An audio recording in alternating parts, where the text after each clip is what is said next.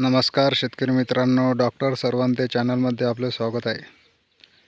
या ठिकाणी आपण पाहू शकता रेक्स कंपनीचे 10-26-26 या ठिकाणी आपण फवारणी केलेली आहे।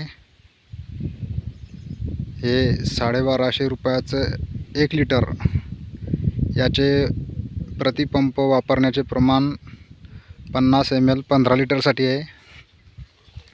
पर लिटरसाठी आपण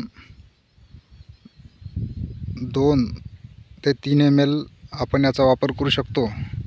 आणि विशेष म्हणजे सांगायचं शेतकरी मित्रांनो की पावसाळ्याचे दिवस चालू असल्यामुळे कपाशी पिकातील जे काही पांढरी मुळी असते हे थांबलेली आहे।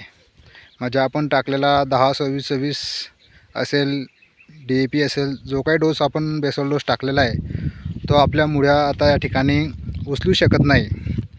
ह्या अशा आणीबाणीच्या परिस्थितीमध्ये आपण या ठिकाणी 10-26-26 याचा स्प्रे घेतला आहे। हा स्प्रे घेण्यामागचं कारण एकच आहे की पानांच्या माध्यमातून पिकाला नत्र, स्फुरद, पालाश याचा पुरवठा होणार आहे। पर्यायाने झाडाचे जे पातीगळ आहे ते थांबणार आहे।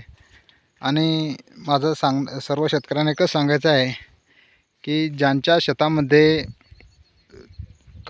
पाणी वाहत आहे त्यांनी नक्कीच या नॅनो DAP असेल किंवा हे रेक्स कंपनीचं नवीन 10-26-26 फर्टिलायझर आलेलं आहे, हे आपण स्प्रे करा। आता हे स्प्रे केल्यामुळे आपल्या कपाशी पिकाला काय फायदा होतो हे येणाऱ्या 4 दिवसांनी मी लगेच तातडीनं नवीन व्हिडिओ टाकणार आहे।